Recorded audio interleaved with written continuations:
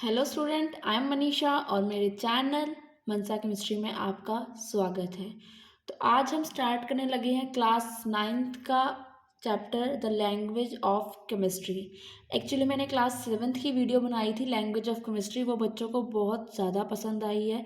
तो इसीलिए अब मैं क्लास 9th के लिए भी इस वीडियो को निकाल रही हूँ ताकि आपको ईजीली सब कुछ समझ आए। ठीक है, तो चलिए स्टार्ट करते हैं। तो फटाफट अपने ले आओ पेन और कॉपी और साथ साथ में नोट करते जाना है, ऐसा लेक्चर बोरिंग नहीं होगा। ओके, तो चलिए स्टार्ट करते हैं।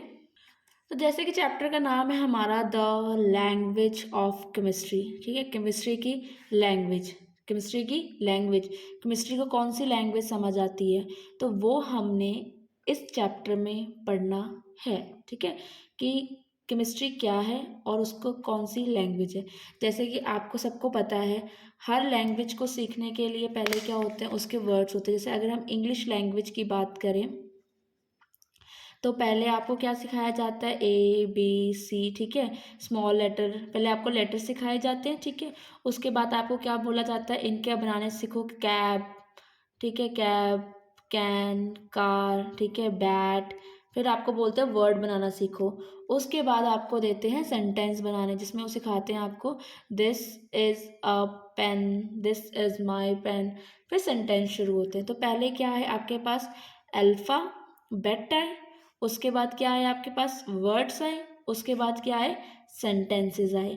तो अगर ये इंग्लिश लैंग्वेज को सीखने का काम मतलब बताऊँ तो इतना मतलब स्टार्टिंग है। ठीक है, तो वैसे ही अगर मैं यहाँ पे केमिस्ट्री की बात करूँ, यहाँ पे अगर मैं केमिस्ट्री की बात करूँ तो सबसे पहले आपको पता होना चाहिए है कि अल्फ़ाबेट, केमिस्ट्री के अल्फ़ाबेट कौन से हैं, उसके एलिमेंट्स,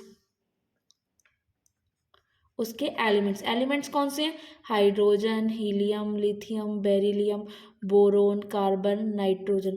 और ये कितने हैं, 118 एलिमेंट ऐसे प्रेजेंट है। ठीक है, जैसे इंग्लिश में कितने थे, 26 अल्फ़ाबेट होते हैं, पर यहाँ पे हमारे पास एलिमेंट कितने हैं, 118 एलिमेंट्स हैं।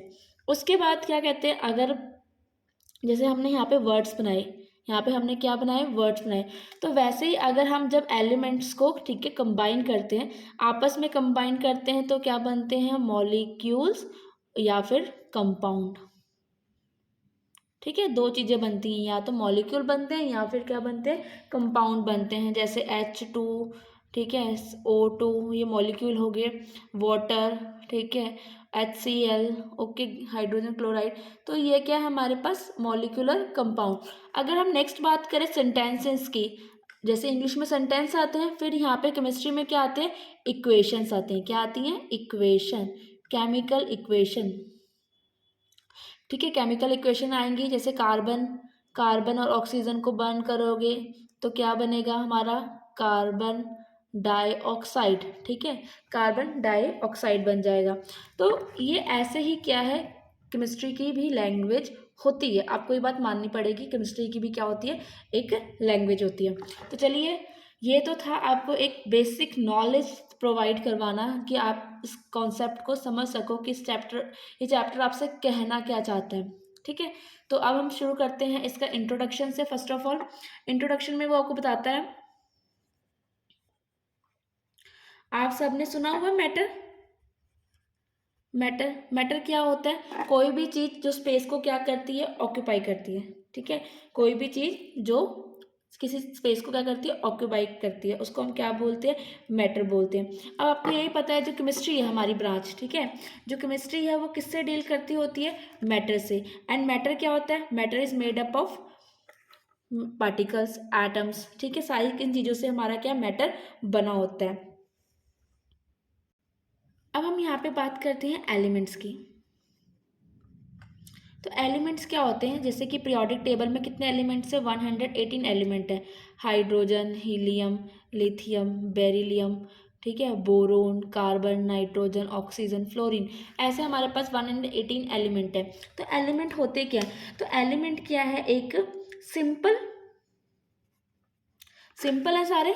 ठीक है, कोई भी कॉम्प्लेक्स नहीं है, कोई 2 नहीं लगा, कोई 3 नहीं लगा, कोई 4 नहीं लगा किसी का, सिंपल और प्योर फॉर्म ऑफ मैटर है।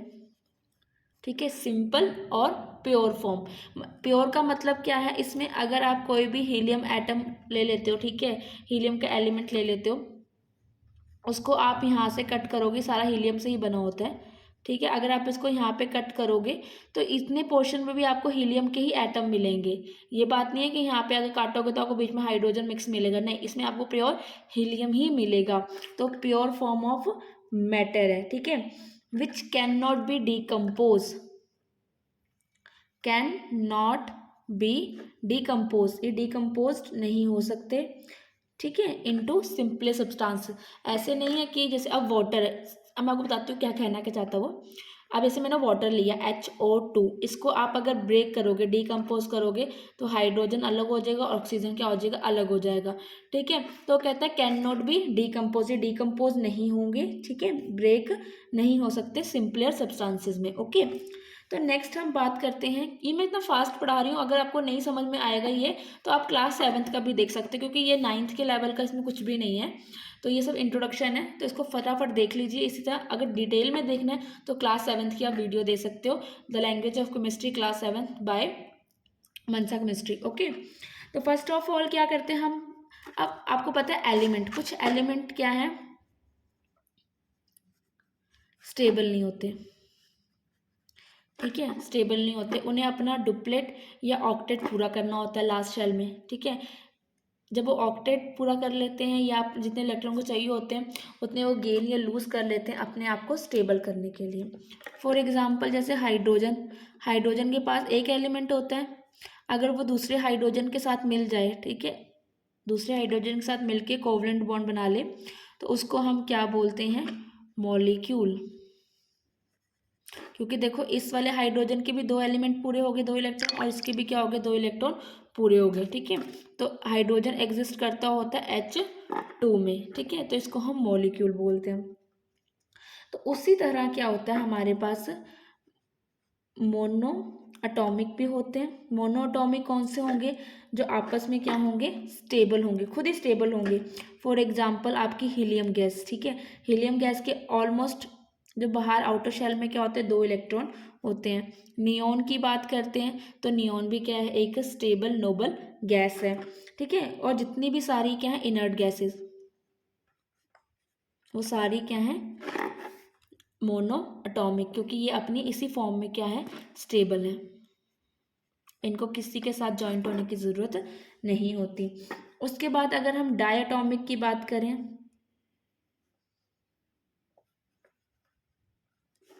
उसमें कौन आ जाएंगे हमारे H2, O2 एंड N2। उसके बाद हम टेट्रा की बात करें, टेट्राटॉमिक की, टेट्राटॉमिक में सबसे पहले एग्जांपल जिसकी आती है P4 की, 4 एटम, ठीक है। टेट्रा का मतलब क्या होता है, 4, जिसमें 4 एटम कंबाइन हो। डाई का मतलब 2, मोनो का मतलब क्या होता है, 1। उसके बाद ऑक्टा की बात करें तो ऑक्टा अटोमिक में कौन आ जाएगा, बहुत अच्छी एग्जांपल है सल्फर 8 की, बात इसको याद रखना। अब आपके पास 2 कॉन्सेप्ट आते हैं निकल के यहाँ पे, first one is molecule and second one is compound,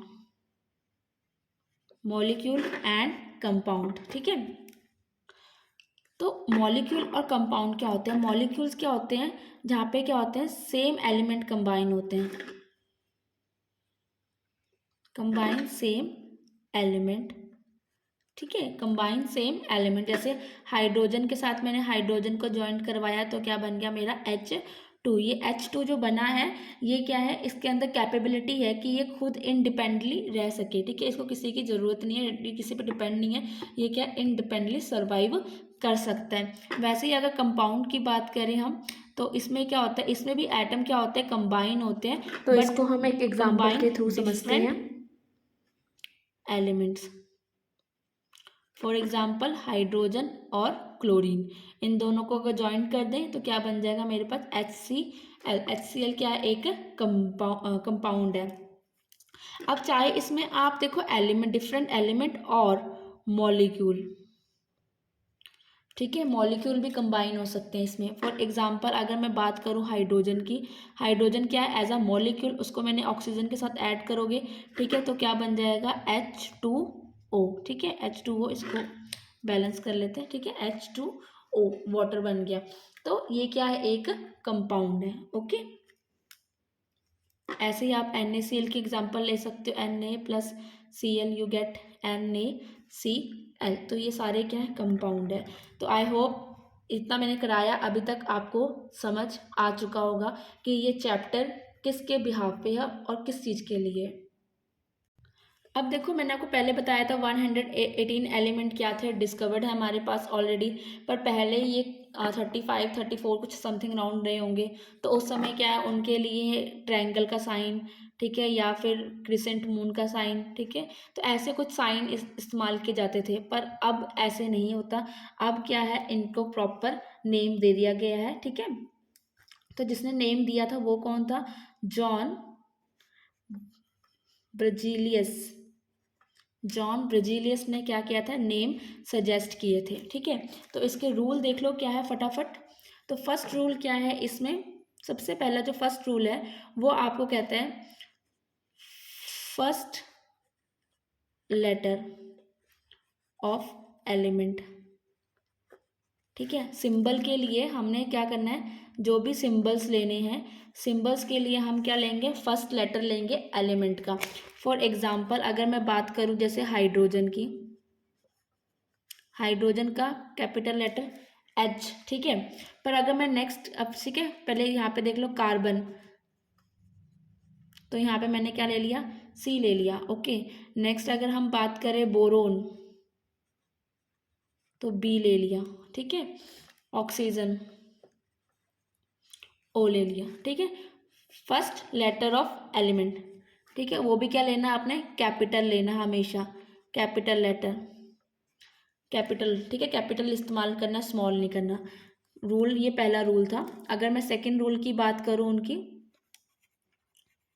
ठीक है, सेकंड रूल में वो कहता था बाय चांस, जैसे मैंने बोला यहाँ पे हाइड्रोजन आ गया, ठीक है, यहाँ पे क्या आ गया, हाइड्रोजन आ गया, तो H4 क्या होगा, हमेशा हाइड्रोजन होगा, नहीं। अब ऐसे हीलियम थे, अब फर्स्ट लेटर तो क्या हो गया, इसका H हो गया। अगर कोई अक्षर बाद में रिपीट होता है तो हम उसके क्या करते हैं, साथ वाला वर्ड लिखते हैं, वो भी स्मॉल लेटर में, ठीक है।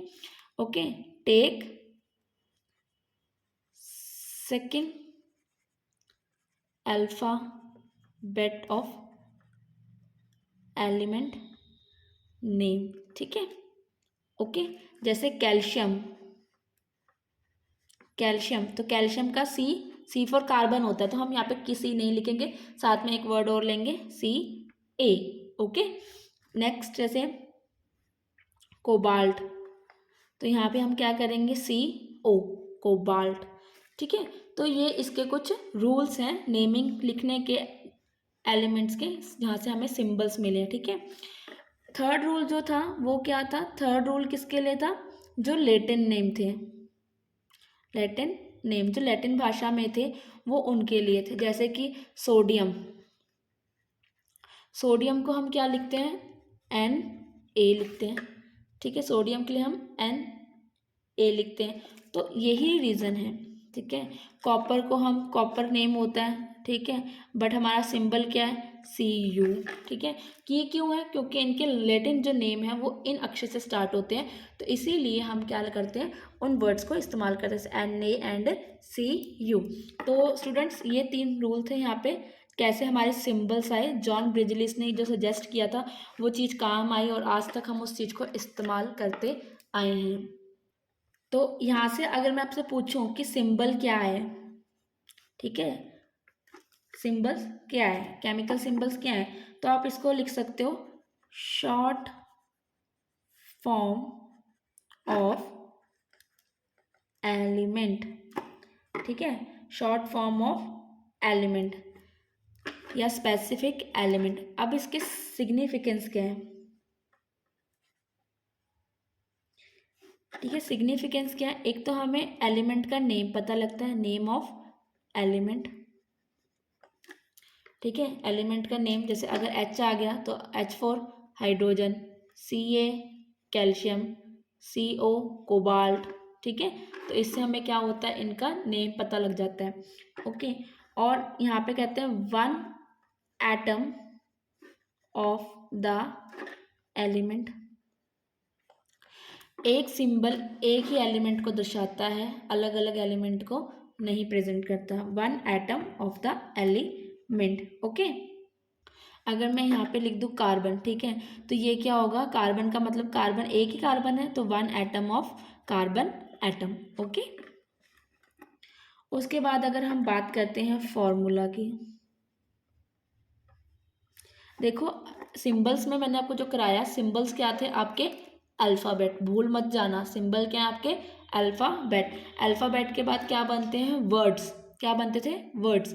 तो वर्ड में बताया था ना यहाँ पे अल्फ़ाबेट, तो ये मेरे सिंबल्स हो गए, ठीक है, एलिमेंट्स जो मैंने बताया था ये आपके क्या हो गया, सिंबल्स हो गए। उसके बाद वर्ड्स, वर्ड्स के बाद अब यहाँ पे क्या बन रहा, फॉर्मूला। ठीक है, क्या बन रहा है यहाँ पे, फॉर्मूला बन रहा है, ध्यान से देखना। ओके, इसकी डेफिनेशन देखिए तो the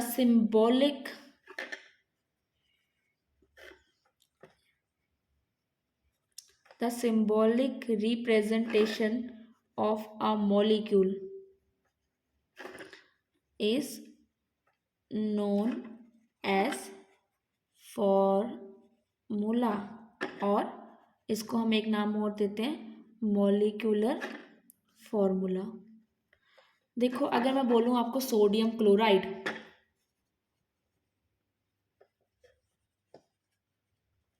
sodium chloride, sodium chloride यहाँ इतना बड़ा पढ़ना है, यहाँ पे हम सीधा NaCl लिख दें तो सोडियम क्लोराइड इजी नहीं हो जाएगा ज़्यादा, तो ये क्या हो गया, इसका फॉर्मूला हो गया। ठीक है, तो ये क्या हो गया, इसका फॉर्मूला हो गया। अगर मैं बात करूँ मैग्नीशियम क्लोराइड, ठीक है, तो वहाँ क्या हो जाएगा, MgCl2, मैग्नीशियम क्लोराइड।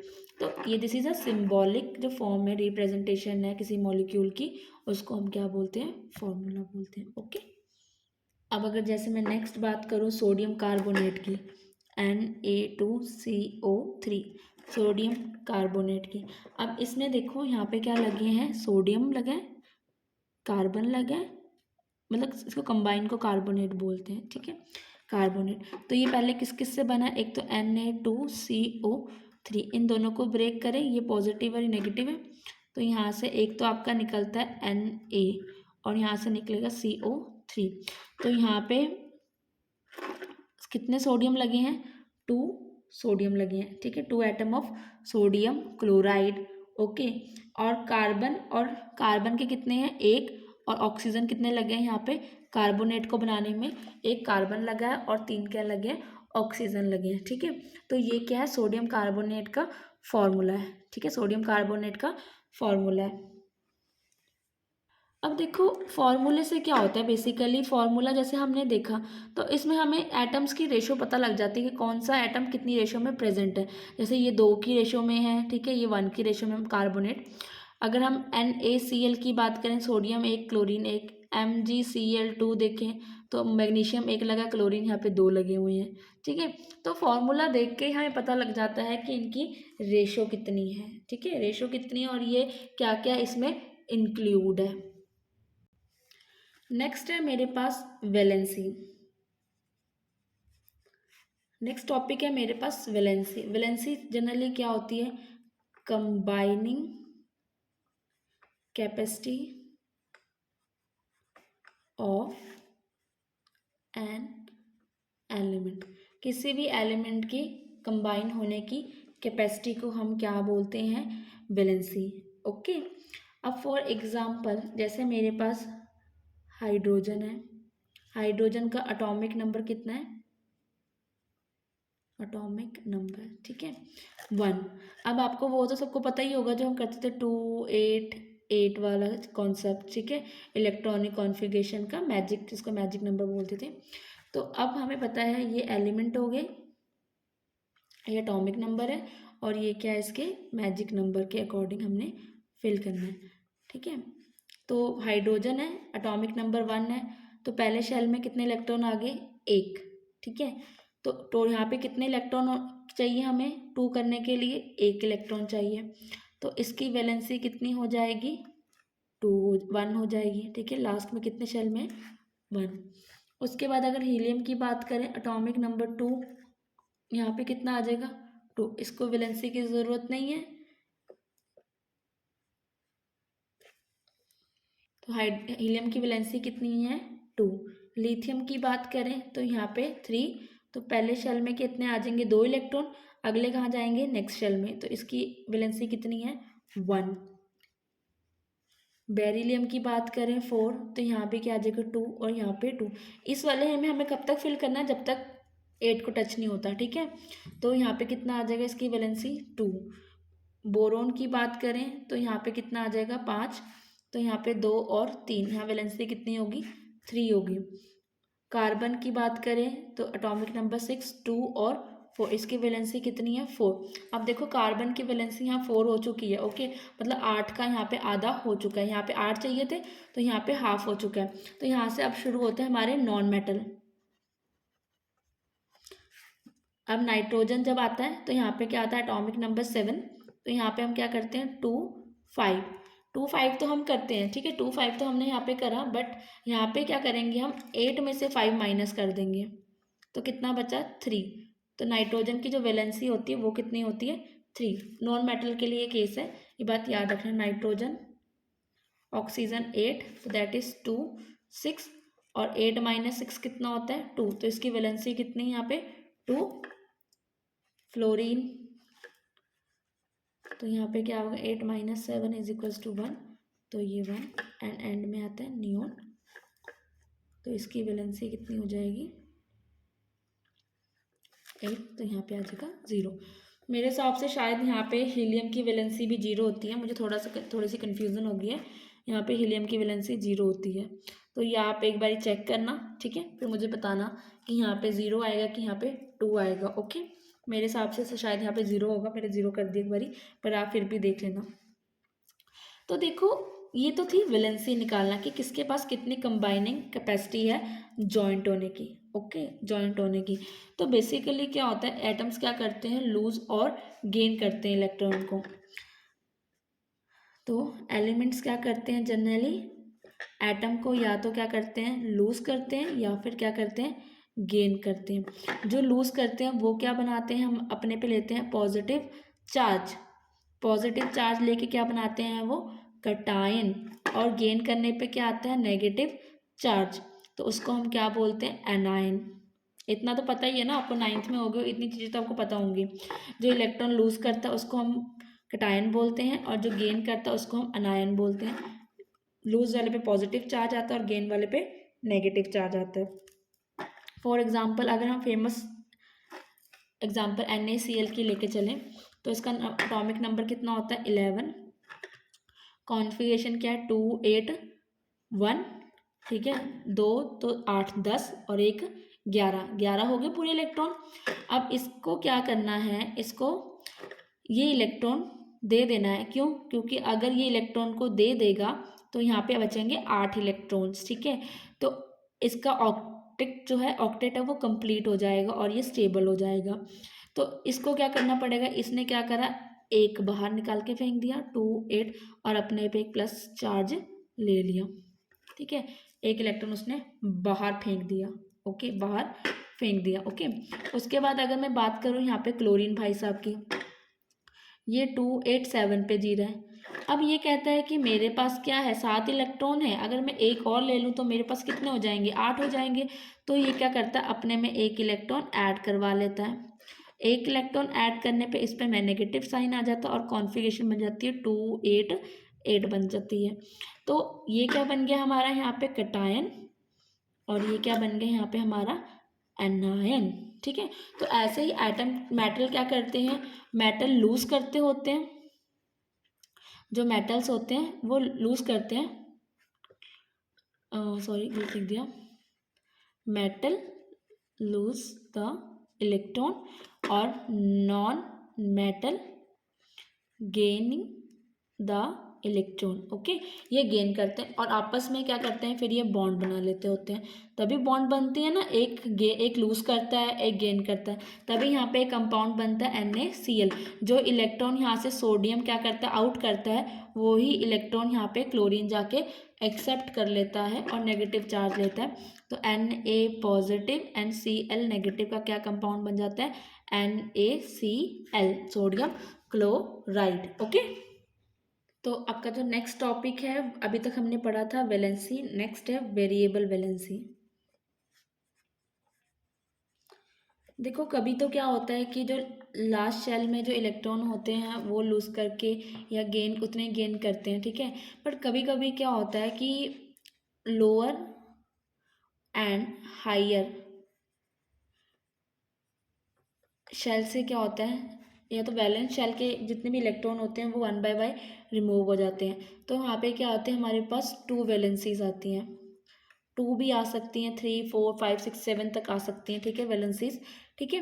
तो उसमें से जो लोअर वाली वैलेंसीज होती हैं उसके लिए हम यूज़ करते हैं सफिक्स अस, एंड जो हायर शेल की हायर वैलेंसीज होती हैं उसको हम यूज़ करते हैं एक आई की, ठीक है, for higher valencies. For example अगर मैं बात करूं जैसे आयरन, आयरन की क्या होती है, 2 वैलेंसीज होती हैं, एक तो +2 होती है और एक क्या होती है +3 होती है, ठीक है, Fe2+ और 3। जहाँ पे तो आयरन की 2 है तो हम इसको बोलते हैं फेरस, क्या बोलेंगे, फेरस। और यहाँ पे क्या बोलेंगे इसको, फेरिक, क्या बोलेंगे, फेरिक। 2 पॉजिटिव तो फेरस, एंड F3 है तो फेरिक।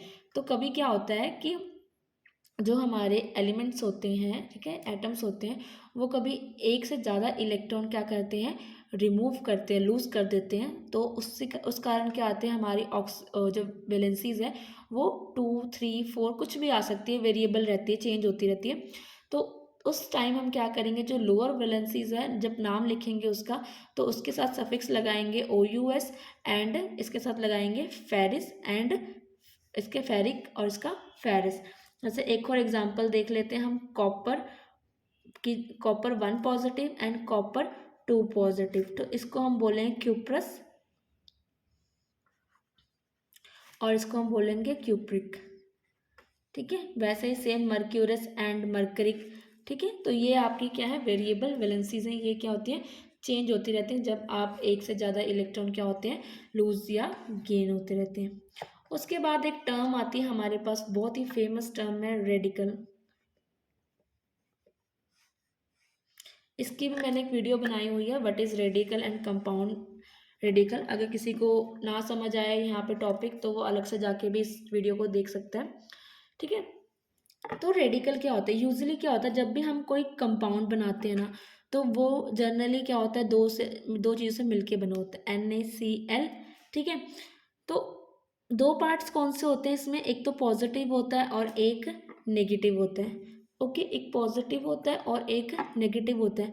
जब हम इनको सेपरेटली देखते हैं, ठीक है, तो हम इनको क्या बोलते हैं, negative, positive radical and negative radical. तो इसकी एग्जांपल क्या होएगी, द मॉलिक्यूल, इसकी डेफिनेशन लिखवा रही हूँ, the molecule of compound, okay, is usually made up of 2 parts, ठीक है। जो कंपाउंड मॉलिक्यूल होते हैं, कंपाउंड मॉलिक्यूल, उनको जनरली दो चीज़ों से बने होते हैं, पॉजिटिव या नेगेटिव से। तो जब इनको हम सेपरेटली देखते हैं, this parts separately are known as radical, ठीक है। तो अगर जैसे हमने NaCl लिया था, ठीक है, या आप KCl ले लो, तो इसमें क्या होगा, हमारे 2 पार्ट्स होंगे। फर्स्ट ऑफ ऑल 1 पार्ट क्या होगा इसमें, पोटाशियम का, और सेकंड पार्ट क्या होगा हमारा, क्लोराइड आयन होगा, ठीक है, क्लोराइड रेडिकल होगा। तो रेडिकल की क्या है, a radical of is atom और a group of atom same और different that behave a single unit. ये अब यहाँ पे अगर हमने तोड़ दिया तो हम क्या कर रहे हैं, ये as a single unit behave करें और पॉजिटिव और नेगेटिव चार्ज शो कर रहे हैं, ओके। तो अगर हम बात करें, रेडिकल सिंपल भी होते हैं। अब जैसे ये दोनों हैं, ये क्या है, हमारे पास सिंपल रेडिकल है, ठीक है, क्योंकि यहाँ पे क्या है, Na पॉजिटिव, K पॉजिटिव, और यहाँ पे Cl नेगेटिव, ये सिंपल है। अगर हम कंपाउंड की बात करें, कंपाउंड में हमारे पास आते हैं poly atomic radical.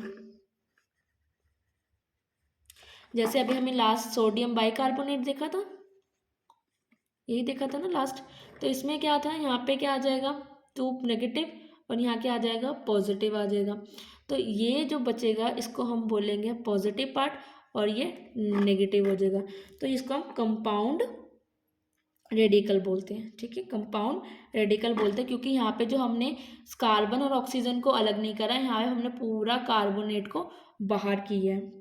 For example जैसे सल्फेट लेते हैं SO4 2 नेगेटिव। ठीक है, तो ये भी क्या है, एक कंपाउंड रेडिकल है। कौन सा है, कंपाउंड रेडिकल। कंपाउंड रेडिकल क्योंकि इसमें एक सल्फर लगा है और 4 इसमें ऑक्सीजन लगे हैं। इतनी बात समझ में आई कि नहीं आई? तो ये था हमारा रेडिकल का कॉन्सेप्ट, ज़्यादा बड़ा नहीं था, तो ये इजीली आपको समझ आ जाएगा। उसके बाद हमारा आता है basic radical and acid radical. ठीक है, अब यहाँ पे हम लेंगे, इतनी बात तो समझ में आ गई ना। रेडिकल क्या होते हैं, रेडिकल क्या होता है, जनरली पॉजिटिव और नेगेटिव चार्ज यूनिट है। ठीक है, चार्ज यूनिट है जिनको मिला के एक न्यूट्रल मॉलिक्यूल बनता होता है।